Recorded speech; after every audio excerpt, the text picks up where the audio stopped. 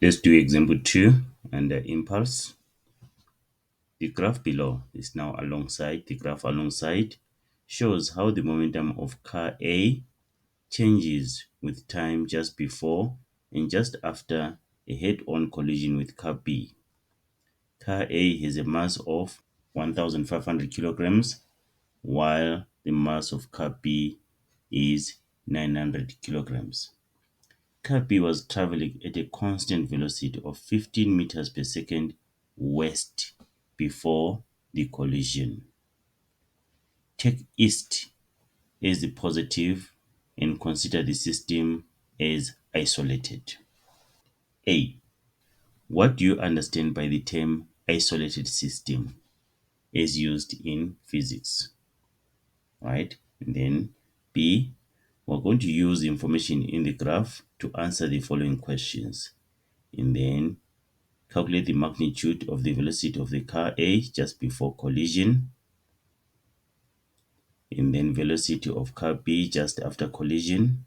Then magnitude of the net average force acting on car A during the collision. Right, let's look at A. What do you understand by the term isolated system?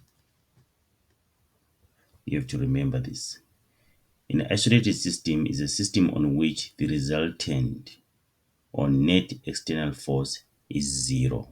Or you can say a system which excludes external forces.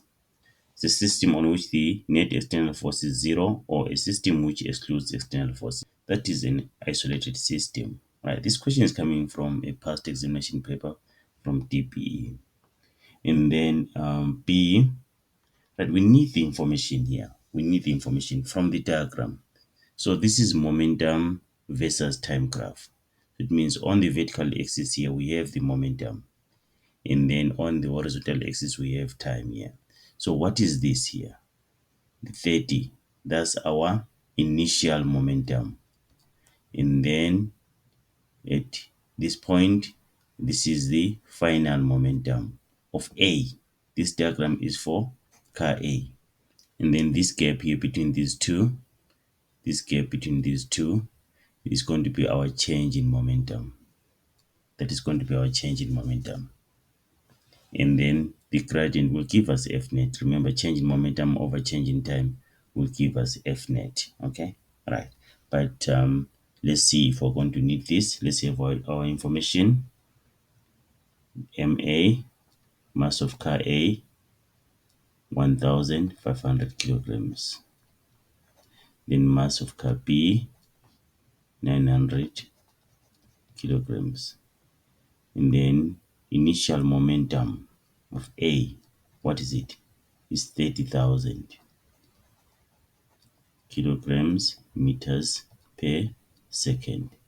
And then final momentum for A. Final momentum for A, we have 14,000 kilograms meters per second. That's the final momentum. Then what else do we have? Car B traveling at a constant velocity of 15 meters per second west. Okay, our positive direction is east, we are told. And then the mass of car B is 900. So we have mass of B, which is 900 kilograms. And then the velocity of B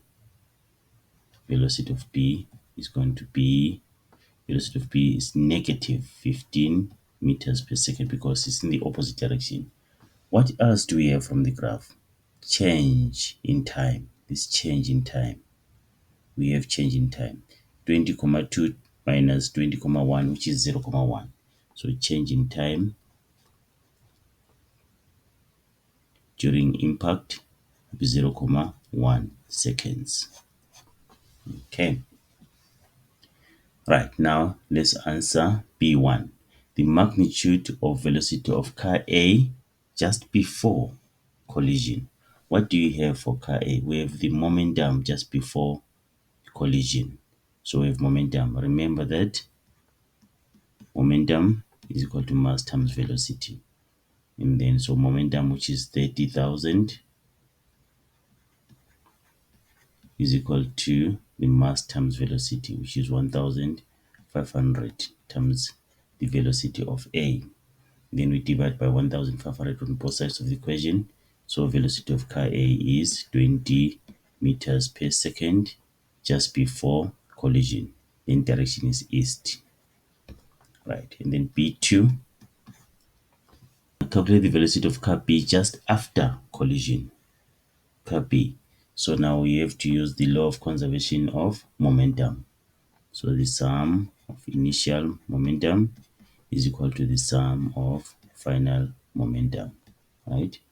And then ma times the initial velocity of A plus mass B times the initial velocity of B is equal to mass of A times final velocity of A plus mass of B times final velocity of B.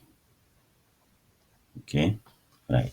So this is the momentum of A, the initial momentum of A, and then this is the final momentum of A. Okay, so now the initial momentum of A we got from the graph is 30,000.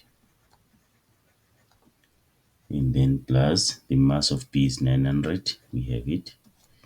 And then the velocity of B is negative 15 meters per second, is equal to the final velocity of A, which is 14,000.